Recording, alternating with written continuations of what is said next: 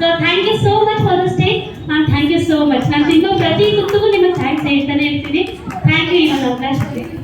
S thank you so much ಯಮನ ಅವರೇ. ನಿಜವಾಗ್ಲೂ 1 ವರ್ಷದ ಮಗು ಇದೆ ಅಂತ ಹೇಳಿದ್ರು. ನಾವು ಏನೂ ಇಲ್ಲದೆ ನಾವು ಬಗ್ಗಕ್ಕೆ ಹಿಂದೆ ಮುಂದೆ ನೋಡ್ತೀವಿ, ಆದರೆ ನೀವು ಇಷ್ಟು ಫ್ಲೆಕ್ಸಿಬಲ್ ಆಗಿದ್ರಲ್ಲ, ಫ್ಲೆಕ್ಸಿಬಿಲಿಟಿಗೆ ಒಂದ್ಸತಿ ಜೋರ ಚಪ್ಪಾಳೆ ಕೊಡ್ಬೋದಾ ಎಲ್ಲ ವುಮೆನ್ಸ್ ಸೇರಿ? ಯಾವುದೇ ರೀತಿಯಾದ ಯೋಗ ಮಾಡಿದ್ರೆ ಕಾಯಿಲೆಗಳು ಹತ್ರ ಬರಲ್ಲ ಅಂತಾರೆ. ಅದಕ್ಕೆ ನೀವು ಇಷ್ಟು ಫ್ಲೆಕ್ಸಿಬಲ್ ಆಗಿದ್ದೀರಾ. 1 ವರ್ಷ ಮಗು ಇಟ್ಕೊಂಡು ಇಷ್ಟು ಚೆನ್ನಾಗೆಲ್ಲ ಮಾಡ್ತಾ ಇದ್ದೀರಾ ಅಂದರೆ ನಿಜಕ್ಕೂ ನೀವು ತುಂಬಾ ಗ್ರೇಟು.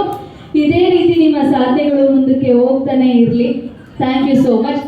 ನಮ್ಮ ಪುಷ್ಪ ಮೇಡಮ್ ಮಾತಾಡಬೇಕಿದೆ. ಎಲ್ರಿಗೂ ನಮಸ್ಕಾರ. ಇವತ್ತು ಈ ಯಮನ ಏನು ಯೋಗ ಮಾಡಿ ತೋರಿಸಿದಾಳೆ ಅಂದರೆ, ಅವಳು ಚಿಕ್ಕದ್ರಿಂದನೂ ತುಂಬ ಕಷ್ಟಪಟ್ಟು ಮುಂದೆ ಬಂದಿರೋದು. ಅವಳಿಗೆ ಚಿಕ್ಕದ್ರಲ್ಲೇ ಅವಳ ತಂದೆನ ಕಳ್ಕೊಂಡ್ಲು. ಅವಳು ಅಕಸ್ಮಾತಾಗಿ ನಮಗೆ ಸಿಕ್ಕಿ ನಾವು ಯೋಗ ಹಾಲನ್ನು ಬೇಕು, ನಾನು ಯೋಗ ಹೇಳ್ಕೊಡ್ತೀನಿ ಅಂತಂದು.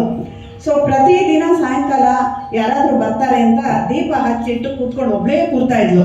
ನಾನು ಅಲ್ಲಿ ನಮ್ಮ ಮನೆ ಹತ್ರ ತುಂಬ ಕತ್ಲೆ ಇದೆಲ್ಲ, ನಾನು ಹೋಗ್ಬಿಟ್ಟು ಯಾಕೆ ಒಬ್ಬಳೇ ಕೂರ್ತೀಯ, ಕೂರಬೇಡ ಅಂತ ಹೇಳಿದ್ರೆ, ಇಲ್ಲ ನನಗೆ ನೆಸೆಸಿಟಿ ಇದೆ, ಯಾರಾದರೂ ನೋಡಿಬಿಟ್ಟು ಬರ್ತಾರೆ ಅಂತ ಆ ಡೋರ್ ಓಪನ್ ಮಾಡಿಕೊಂಡು ಕೂತ್ಕೊಂಡು.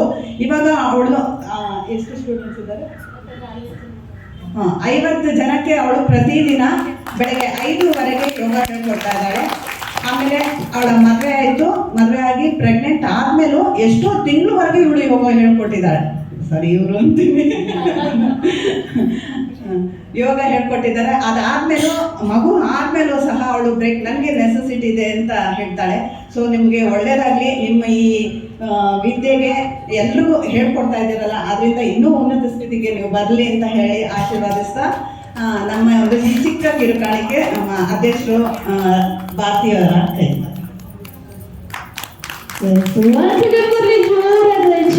ನಮ್ಮ ಯಮುನಾ ಅವ್ರಿಗೆ, ಹಾಗೆ ನಮ್ಮ ಪುಷ್ಪ ಮೇಡಮ್ ಹಾಗೂ ಭಾರತಿ ಮೇಡಮ್ಗೆ ಥ್ಯಾಂಕ್ ಯು ಸೋ ಮಚ್. ಅವರು ಹಾಗೆ ಒಂದು ಮಾತು ಹೇಳಿದ್ರು, 8 ವರ್ಷದ ಹಿಂದೆ ನನಗೆ ಸಪೋರ್ಟ್ ಮಾಡಿದ್ದು KV ರಾಜೇಂದ್ರ ಕುಮಾರ್ ಸರ್ ಹಾಗೂ ಪುಷ್ಪ ಮೇಡಮ್ ಅಂತ.